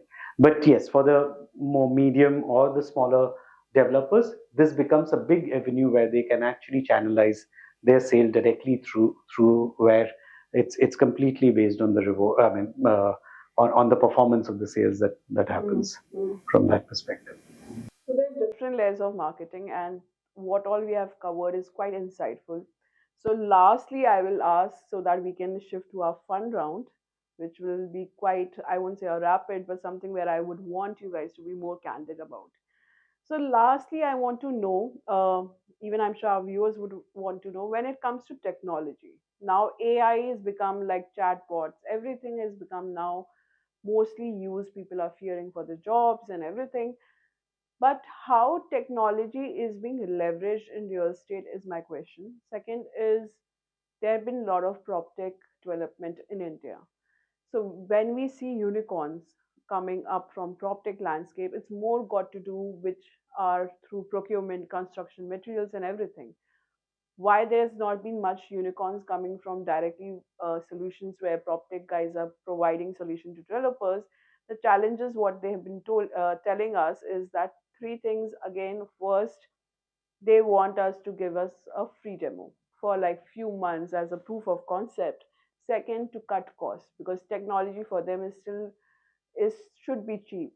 They do not understand the importance of it. Third is the decision makers or whoever is on that call are not able to understand how the solution will actually help or make them, in the future planning will make them more progress. So I want to know your honest truth about where the technology is being leveraged in real estate, especially from a builder brand. So yes, I think like any other, like digital per se, or Mm, any such, the technology adaptation has been slow into the market, into the real estate industry. mm, But certain things have been very fast in being adapted. For example, the visualization per se, like mm, the because the renders were accepted mm, way back from the initial, when we started off advertising and all, and the renders really took the center stage. The adaptation from that perspective of 3D renders to do the walkthroughs through adapting a whole lot of these touch screens where mm, you can give your customer a immersive feel, because the experience that we can give without having a hole in the ground could mm. only a technology could give, and hence even those headgears and all were adopted Yeah. quite fast by the real estate industry per Mm, se. But having said that, a lot more technology of adaptations have been slow, mm, because yes, it is a factor that uh, that I personally see. One, from the perspective of how it is presented to the developers as well, is I think there is still lack in clarity in pushing in terms of what is the mm, actual used case mm. where you could see a whole lot of jump in Right. terms of, so for example, even from a performance marketing per se. Now, I think the way forward is the CDP platform, for Mm, example, right? Because it's my own data, and I can do a whole lot of various ways of slicing, dicing the data and communicating to the customer, mm, creating a complete journey of when an SMS should go, when a WhatsApp message should go, mm, what kind of thing. If I've said something, the next message or next email or next communication mm, should be a complement of what has already been sent, and mm, etc. Right? Now, these are certain things which makes it much more easier to mm, nurture a lead, to convert that mm, into a sale. But yet again, the adaptation of that has been extremely slow, because there is a gap that I see clearly from a technology person coming into play mm, vis-a-vis understanding of the use cases in the true sense, and merging them together. mm, mm. Similarly, the other aspects of technology also sees the same. So I mean, today the things have improved big time in Right. terms of we are recognizing a whole lot of requirement for technology. A Mm, lot of us are really, really going behind all kinds of technology that can be done. But again, till a few years back, or not even, till a couple of years back, mm, there was hardly an IT or a technology person in an organization, mm, because technology in real estate was pretty much a shadow technology guy who would probably be only concentrating in, giving a solution from a networking perspective or those aspects. So yes, the adaptation has been slow, and I think the trust also that a person would give me a complete solution, and I don't want to walk the learning phase with that organization is what is pulling us down in terms of adapting. Because even these prop techs are also, unless you feed in a whole lot of data, unless you bring in a whole lot of practices, the learning curve will still be there, and nobody wants to be the first to actually help do the learning curve, and that is where the mismatch is, in my view. What's your take on this? I don't think it's only with AI or prop tech, right? It goes back to having a simple ERP at work or a CRM at work. I know, and I'm going to speak on your behalf here, Dhruba. It was a journey just to get an ERP or a CRM on board, right? Yeah. So the resistance. I'm sorry, at the risk of sounding like a parrot repeating itself, it's do I need it? That's the first question, right? Then there is a little bit of that mob mentality. Who else has done it? Did that developer do it? Did that brand do it? Okay, if they did it, now we'll do it. So it's a mixture of these, so to speak, intangible fears, right? As to why prop tech has not evolved with the sales and marketing functions as much as it's evolved with our technical compatriots. I also think the other thing is there have been other tools that we've been using that have helped take sales conversions forward, right? And the history of these tools are also very interesting. A rendered elevation was actually an architect's presentation to a promoter. Somewhere along the way, in the 80s or the 90s, it became the centerpiece of an advertisement material. The the made-to-scale models that you have, whether it's a single building, a township, whatever, again, an architect's tool to show to a promoter what they were trying to build became a sales tool. Show flats, sample flats, mock flats, miniature models of the flat interiors. All these tools again has built comfort. There are slight evolutions in how you do those things today. For example, you don't keep a large brochure on your table, you keep a screen and you do something with the touch, right? So those evolutions are happening. It's happening a little slow. And it comes back to I'm okay with the velocity I have. My customers understand the product better, or because I'm able to write on a piece of paper in front of them while either I am explaining the payment schedule or I'm showing them the benefits of their living room, which is very vastu friendly, etc., etc. All of it, there's that personal touch, if you want to call it. I'm not saying it is the right way of business, but it is the way of business that's helped the industry for the last 30, 40, 50 years, right? That personal touch. As much as, like, for example, I've been drawing another parallel to our lives. You have all e-commerce aggregators and operators there. But today, if I were to help my mom buy a kilo of apples, I will go to the market. I will still go to the market. For me, it's very convenient to go to the market because I got a couple of them close to my house, but I will still go to the market. Or my mom will go to the market, in spite of all the e-commerce players there. But I don't truly reflect the choices that other people are making, because the e-commerce model has also grown so much because everybody loves the convenience of the apples coming home, right? And now there's a variety in those apples. I can choose the Fuji or the this or the that, depending on the aggregator I'm working with. But in the space of prop tech, I think I think maybe for me it's a little personal also. I'm waiting for the latest model. Always. So if you look at Oculus headsets, they started getting a little popular. Multiple operators were trying to engage with developers with Oculus headsets, but the SDKs hadn't changed for so long. So you put that headset on and you were like, "What's wrong with my eyes?" Yeah. Right. So and my first experience was like distasteful. So and then I talked about it to other people, and then suddenly nobody was interested in Oculus headsets. I thought the technology, the idea is pretty cool, but then also a limiting factor of my products today is that I'm engaging during a weekend I'm engaging with 70 families, which for better or worse, during the last 4 hours of the day, 50 of those families come, which means my 4 sales agents, hypothetically, we'll finish meeting after meeting, and they're running simultaneous meetings. So if I had to have an Oculus headset there to show an experience, I would have to have 4 headsets and 4 relevant investments in hardware. Right. So does my product need that? Maybe not. But you're speaking more of a front end visible solutions, right? Like I've noticed in sales offices and all, lot of companies have now built a lot of 3D models because builder is ready to pay huge ridiculous amount to it. I have seen some models which when I hear the price, I'm like, just because their ROI is because a lot of customers will see it. But what I'm trying to understand why we are not able to figure, because in global market, all the real estate players are utilizing technology for backend. So when I say backend, it's BIM, facility management, how to utilize your labors, construction, everything. But still, when I'm talking about backend, in India, the adoption is pretty less from these prop tech companies.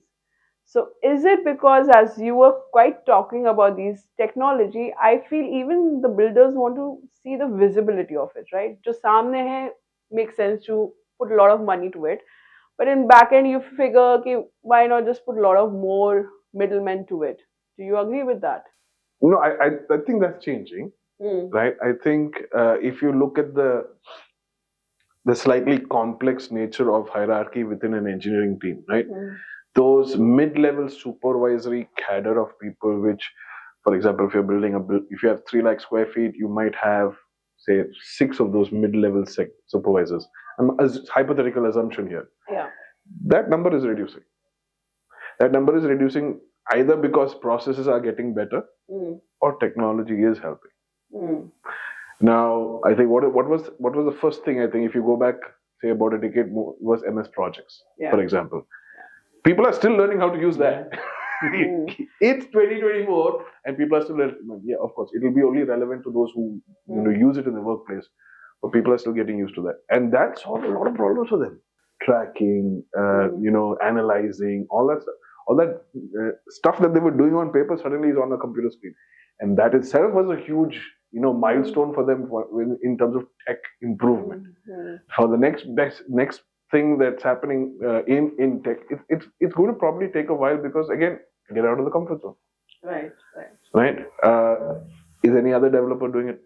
Yep. I want to go see that there and let him tell me something is better. Did he burn his fingers or did he get profitable? It's like that in real estate, huh?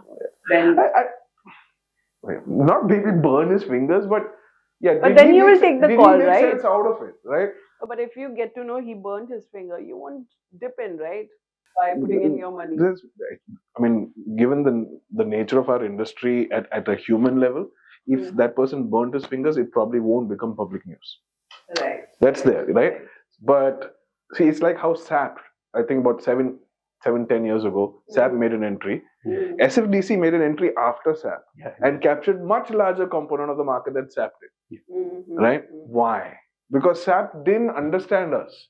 SFDC took the time to understand us, I believe. Customers, right? Yeah. And that also made a difference. And so going on to the prop tech side, yes, a lot of you would have understood the technical components of business, and for those technical components, you build solutions, BIMs, etc., etc. But have you? I don't know how to define this really, but have you really explained to us how it's going to help us? I don't know. I mean, I don't know if that question is relevant. Sorry, but I think maybe that's also a disconnect. As to who's telling us why we need that tool. No, that's exactly the point. The used cases needs to be brought up with that ease. Now, what is happening is a whole lot of these adaptations, like rightly mentioned, who's taking it first, who is burning out of it, or who is adopting it and who is going forward. It will change. It will get adapted. But am I going to be the one whom the solution provider is going to experiment and then take it to the market? I don't want to be that. The second thing is, so for example, in our group, we've hired IBM to implement a whole lot of digitalization and solutions that is which will fit into the entire thing. And that exercise is going on, and I think it will take another 6 months to a year while we settle into that. But what happens is that the next level, when we do the proof of concept and we try, the the next layer or Mm. the layer below that, how much are they receptive to that, Mm. Mm. is also a factor to contribute back, that is it really helping. Mm. Because if you don't start seeing result on the top, they're like, it is not working for us, but has it been taken to that level and has been practiced in the right manner, Mm-hmm. right? Similarly, like we mentioned about this Oculus and all, right?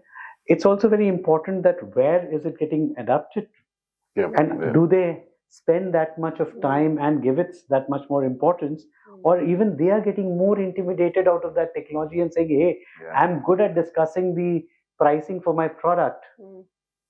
I'll be able to sell it across the table rather than actually spending time with them, and then I don't know if I'll be able to, it goes wrong, it doesn't work, then the customer is going to blame me for it. Mm. So all of those things are happening even if you bring in a whole lot of tools. So I think it's a, again, that learning process, Mm. and I think like any of this. So basically, what you're saying is, when it comes to property companies, they should have case studies done in past. But when you mention about IBM, I think well-known companies, real estate people will definitely, I think, collaborate because they are known companies, but they are not known in real estate. So There you can bet yes, because they are known companies. so the IBM again comes in into play from a consulting perspective. They are not bringing in their products. They are bringing in these products which are existing. Yeah. They are advising the organizations like us to say, hey, plug in this solution at this place and this will help you get so much more. Because like I mentioned, the IT per se in real estate has always been a shadow IT. There's no technology. I mean, none of the companies had a proper technology person who would actually understand the business and implement it with solutions coming in play. I may be, shooting my mouth out, but that's what has been my experience in seeing a whole lot of peer companies as well. But yes, that portion of what where IBM comes in is brings in that skill of understanding and say, if hey, this may fit in, this will fit in, this is where you should implement, and hence, but still that implementation will take a little bit more time because of the fact that uh, the the acceptance of that at every level and how it is implemented is a different challenge altogether in the industry. I agree. So let's now start with our fun round. And here I would love you guys to be very much candid and open because I'm sure our viewers would love to see marketing minds responses to the questions I built around marketing. Yeah. So in this fun round, even though I'm going to ask same question, and what I realized a pattern in real estate has been that you guys copy. Like if that person has done or not, let's not do it here. I want individual different answers, no safe or no copying that, oh, he went safe, let me go safe, right? So let's start with CJ first. Can you share a behind the scene moment that was completely unplanned but turned out to be a memorable marketing win? I think right now the only broadsheet that exists in Mumbai has a new IP that they launched in Bombay. It's an on ground event, and for the first time that they did it here in Bombay last year in 2023, uh, somehow that conversation happened between the broadsheet and us, and I got very excited about the opportunity because I knew we were stepping back into uber luxury marketing, and I went and tried to sell it to my boss, to my leader, and for some reason during that like 5-6 minute conversation, I got stumped. I mean, the salesman inside me kind of died. Like I had nothing more to say, and I was sitting there, like you're saying expletives in your head, like why can't I say the right things, right? And about maybe 30 seconds of silence, and my leader goes, "Let's do it." Cut to 2 weeks later, we finished the IP because it was a last minute decision, literally a last minute decision for main sponsorship, the works, whatever. We worked through day, night, 6 days, finished the event of 7 days. And thereafter, everybody who came across that IP, whether physically or through social media, were thrilled with the fact that we did it. And that was a win. A little bit of a fluke, but it was a win. I think so mostly planned but not expected to do a win like that is what I remember most of them. Some of the very interesting, or one of the most interesting thing that we did during the COVID times was actually braved a launch.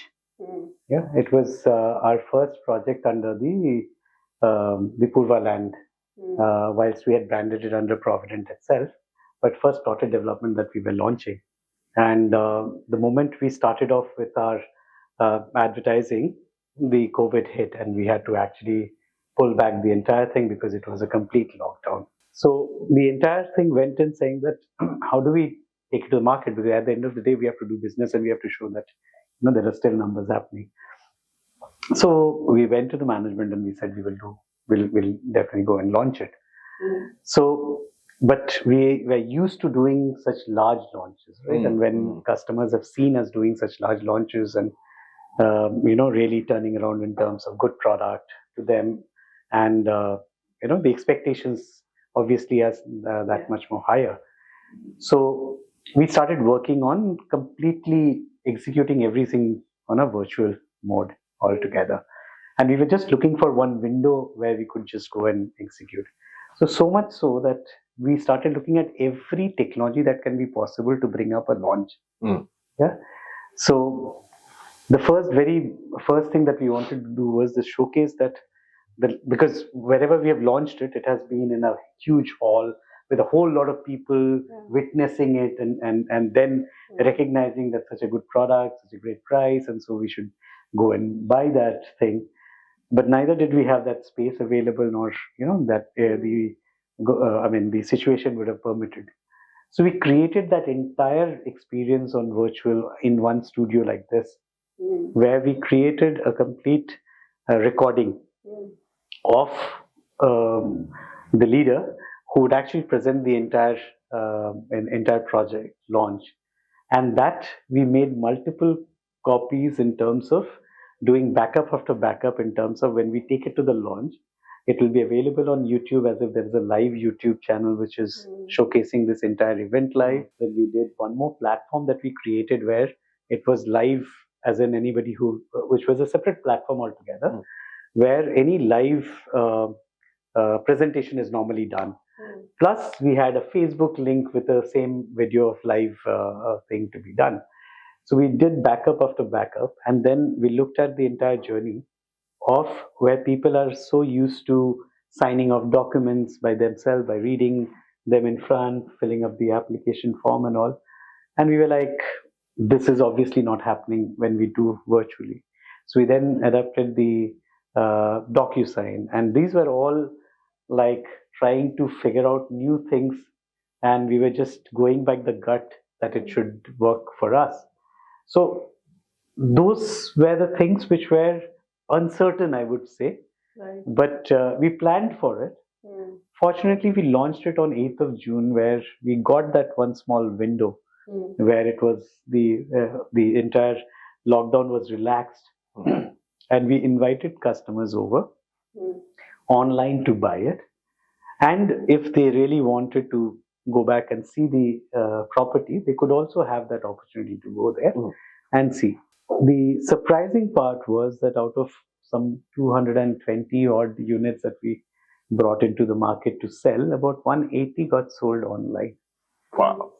So, very nice. whilst it was such unexpected out of the whole thing, there was planning, but every piece of element was uncertain. And if you scroll back on my LinkedIn, you'll find that war room in our boardroom being set up by the entire marketing team. And the beauty was the most stable platform that we thought, which was built only to do that, crashed while the presentation was going on. But thankfully, we had the YouTube link up with the customers, that they were able to witness the whole thing and went and did the sale online. So that was a success with a lot more uncertainties in place. So what's one piece of marketing jargon you wish you could ban forever, and why? I have it ready. Like in startups now, I've noticed everyone is hating the word moat because everyone is quoting that, right? Moat. So what is that one marketing jargon? I'm sure you must be hearing a lot which you want to ban. Just one word. CPL. I abhor that word simply because it's taken out the quality of market. People have got so loving the fact that I can get a lead for 700 rupees, 800 rupees, 1200, 1500. It just there is a quality in it. That's and people love quoting the fact that they have a lower CPL at the lead level. I said, how does that even matter as a marketing function in real estate? What matters is the quality of the person that visited your sales office, not the person who clicked 3 forms and sent it to you. No. And maybe someday we'll fix that problem, but CPL is it. Have you thought about a word? Okay, let me move to another question to you then. So, if you could use only one social media platform for real estate marketing, which would you choose and why?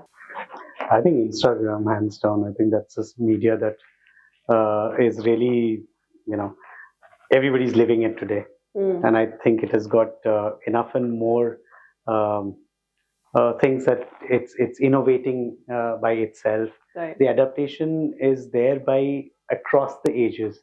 So I think it's just going to be something which will stay for long unless there's something else which comes and defeats it. What about you? What's a given? It'll have to be the same thing. Why? It's not necessary. People are talking meta. You can talk about meta also. Instagram Meta, say bye bye. No, there is though one. It's a chat messenger for gamers. I know I can't remember it now. Okay, so there is this chat messenger. I know I have the app on my phone also. It's a chat messenger essentially meant for the gaming, for the gaming lovers, the gamers, and I have a feeling that you know, in the future, because of the multimedia options and the interactivity options between moderator to members of a community, a forum, and all of that stuff, I have a feeling that that particular app will be something for us to pay attention to in the near future. Why can't I remember the name now? I just need my phone. So tell me, have you ever had a marketing idea that sounded great on paper but didn't quite work out in practice? What was it and what did you learn from it? Oh, marketing idea that sounded good but didn't work out. Many, right? Yeah. I'm just trying to remember the most painful one or the least painful one. No, there have been a few. I think this goes back about 10 years ago. I was at a firm and we had a project in Mulund. Now, the idea is actually the grain of it is actually very simple. What I wanted to do is, because of a recent bout of problems with current customers at that product, I wanted to pitch the product in a different concept. We give it a kind of a rebranding and stuff like that. So what I did with that product, because we hadn't marketed it for about 8 months, so I said the gap was enough to try and give it a new story and come back into the market with a new story, and maybe we can attract a newer set of customers that way. Appeal to a different community of people or whatever it is. Unfortunately, and the management liked the idea. But I think from a copy perspective, in terms of the tonality I used, I reached too far. I made the project, or the tonality was too intellectual. So what happened in that was, I lost contact with the actual customer. I didn't even get the upper echelon. Like, if you say upper middle class or whatever, I didn't even get the upper echelon of the community that I was aiming for. I just completely overshot them, and it sounded great on paper. A lot of people liked the idea. But I think the tonality overshot it. What about you?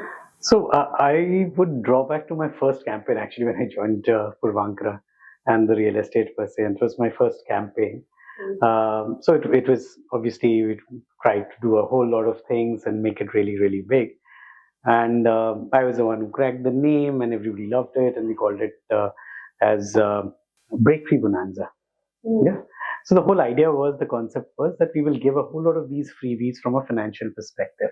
So it's like, stress free, break free, all those things comes into play, that because everybody is burdened with the floor rise charges, the PLC, the every other charges that are booking amount, and etc., etc.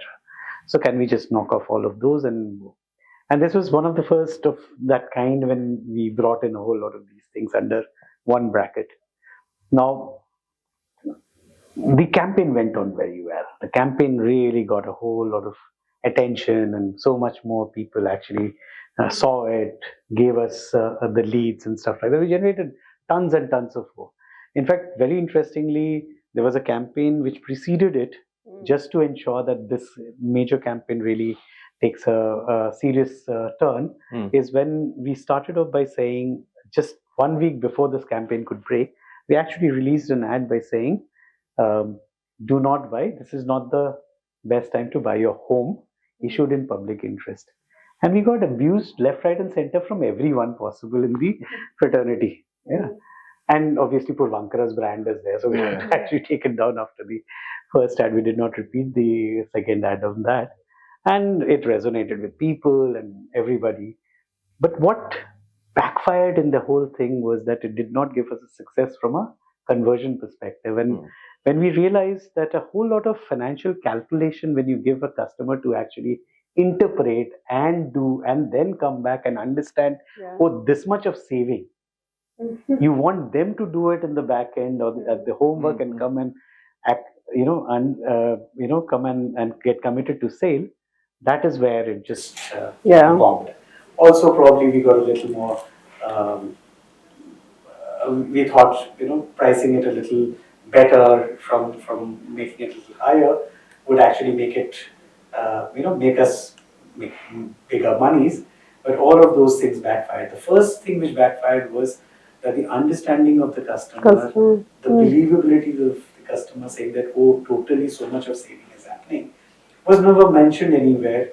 And hence we expected the customer to calculate that and come and understand that. There was a huge gap from that perspective. Okay. So according to you, what's the one piece of marketing jargon that you would want to ban forever and why? Yeah, so I think the one thing which I really hate, I would say, I don't know if you will be able to ban it forever or not, because I think it's given the real estate industry a maximum sale or conversion or whichever way, or the biggest strategy that has been, and that term is EOI. I think more than used, it is more abused in the way that it has been understood. And I really hope that I change that over to another aspect of a strategy which can be brought in. Because today it's like everybody's talking about EOI without even having the basic understanding of why that concept or that process was brought into the industry. So CJ, tell me, imagine you could choose any celebrity, past or present, to endorse your real estate brand. Who would it be and why?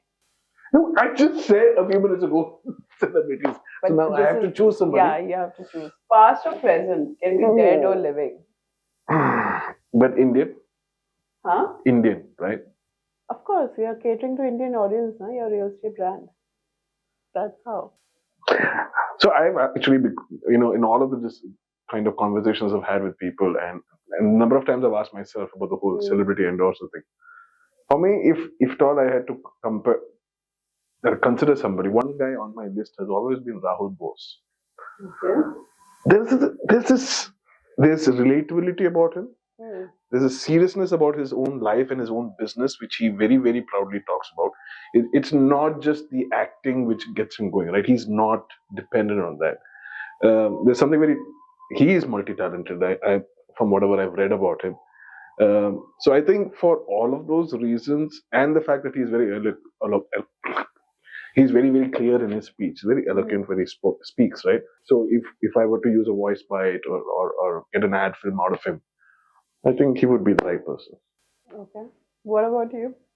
Well, celebrity choosing is a very, very difficult thing. But, I think on a, real estate industry, actually people look up for trust as a factor. So I think anybody who actually brings in that rub off of the trust will be an easy choice for me to pick, if at all I was told to pick somebody.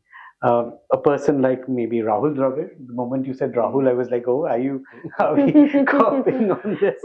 But yeah, Rahul Dravid, kind of a person who brings in a whole lot of trust and the solidity. Only from that factor that this industry has been beaten apart from that factor of trust. So anybody who brings in that aspect would be my choice. Nice. So, what's the funniest or most unexpected thing that has happened during a collaboration with Builder? You mean with collaboration with an alternate Yeah, builder? with any other builders or with real estate builders, has there been any funny or quite different kind of situation where you would have landed up with them?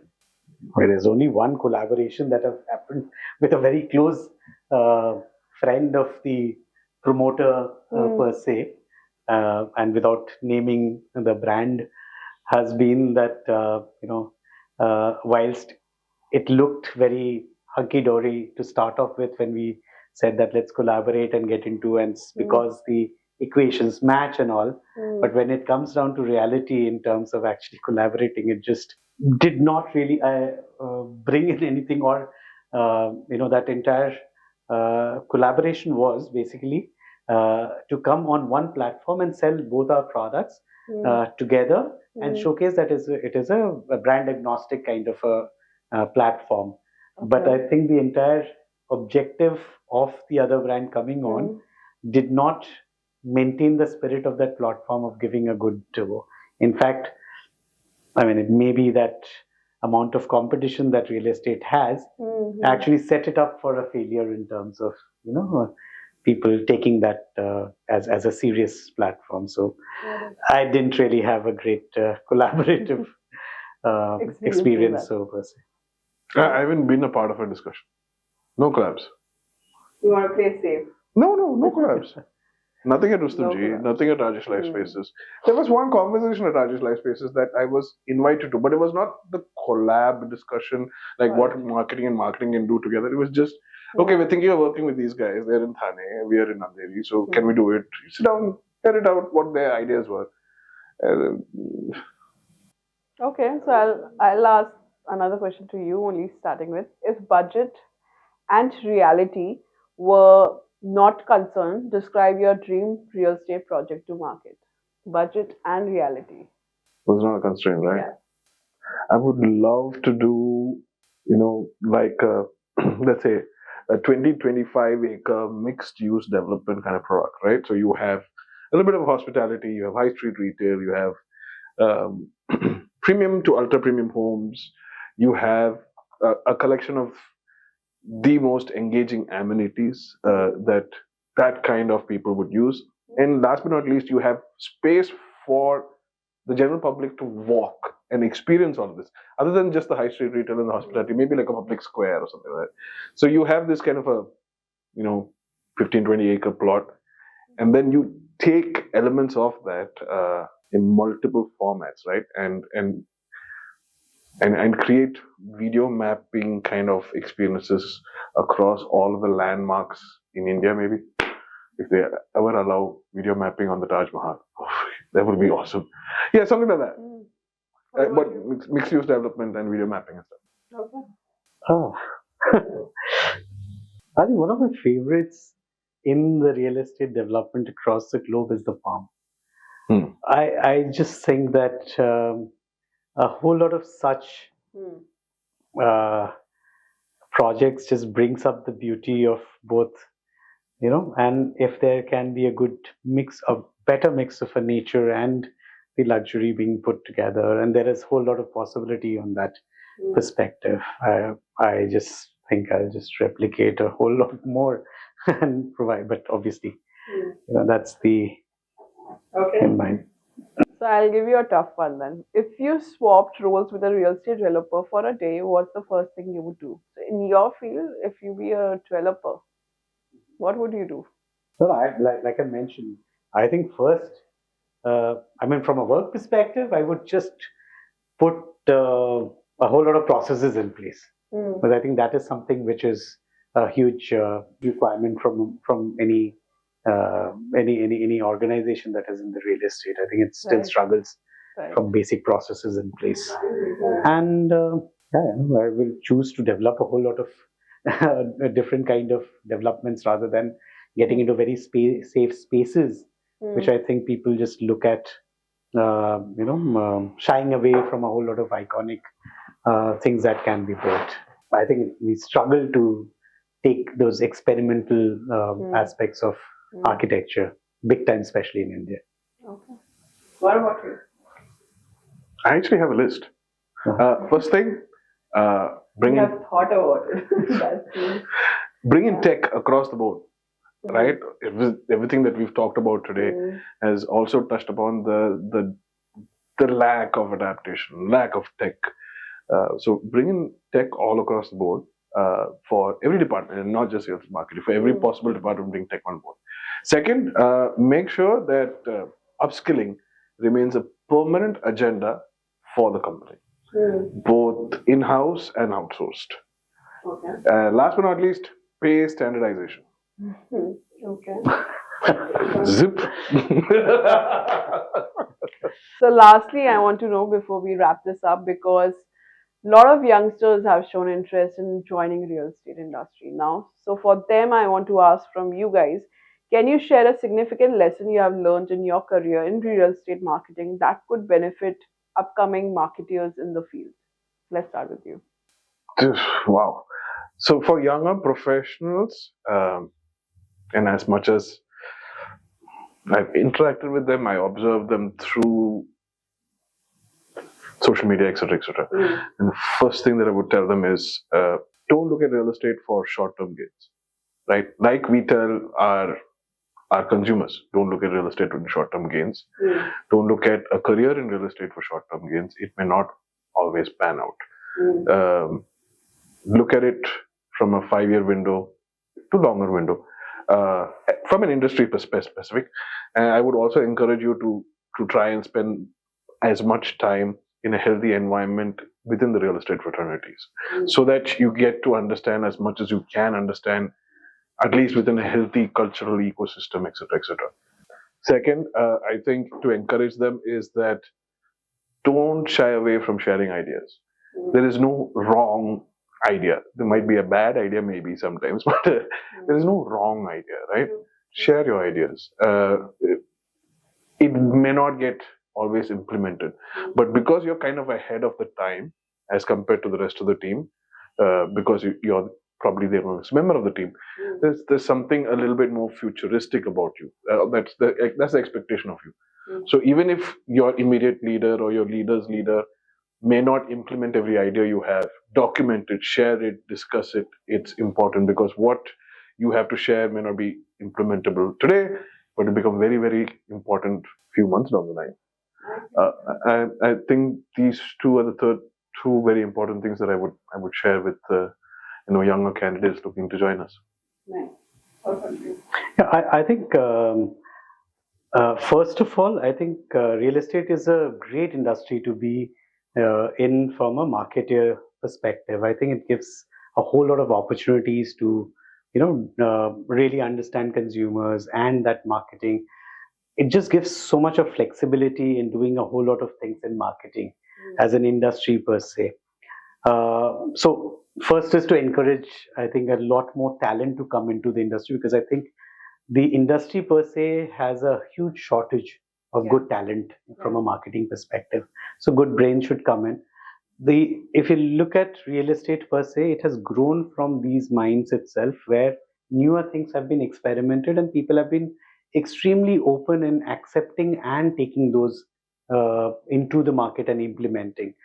I haven't seen too many industries who really gave that kind of an openness, even from the beginning of the career itself. Now, the other advice that I would like to give the youngsters who are coming in, which may be from any marketing professional, I would say, and more so in real estate, is it's very important to dirty one's hands. What I today see is that people limit themselves in terms of how much they just want to contribute to, and stop at that. Do not stretch in understanding or talking to the consumers. Customers are something which gives so much of insight to build one's own skill set and implement a whole lot of ideas and bring up, especially from a marketing perspective. I think there's a whole lot of more that the youngsters or the younger marketers should do to bring in, or to take that their marketing professionalism much more stronger into the industry. And the third aspect is that it needs to be more holistic in terms of the approach. Right. So, from a marketing perspective, there is no limitation in terms of where it starts and where it ends. So, it's not so bracketed. While certain places it's so bracketed, saying that hey, you're doing activation, you do only activation. You're doing digital, you do digital, and that's what is fragmenting the whole marketing. Whilst everybody in within the marketing, I believe, who comes in into new, should be able to understand and do that what we have always been so extensively using, saying that a 360 marketing is very important over and over so many years. That's 360 learning to understand and put that customer in one place and then look at it from right from a first mile experience to the talk that they would have had with the call center to various media interactions that may have had from a consumer perspective. Understanding every aspect all around this holistic learning is more important than getting specifically a specific champion, is what I would say. That's what real estate marketing is all about. Right. So we are coming to an end to our first episode of Marketing Think Tank, and I'm glad you guys came as a first guest. I'm sure even our audience would have learned a lot what really goes into real estate marketing. Thank you so much for coming today for this first episode of Marketing Think Tank. Thank you so much for having us. Yes, It absolutely. was really a pleasure. It was wonderful. Thank you.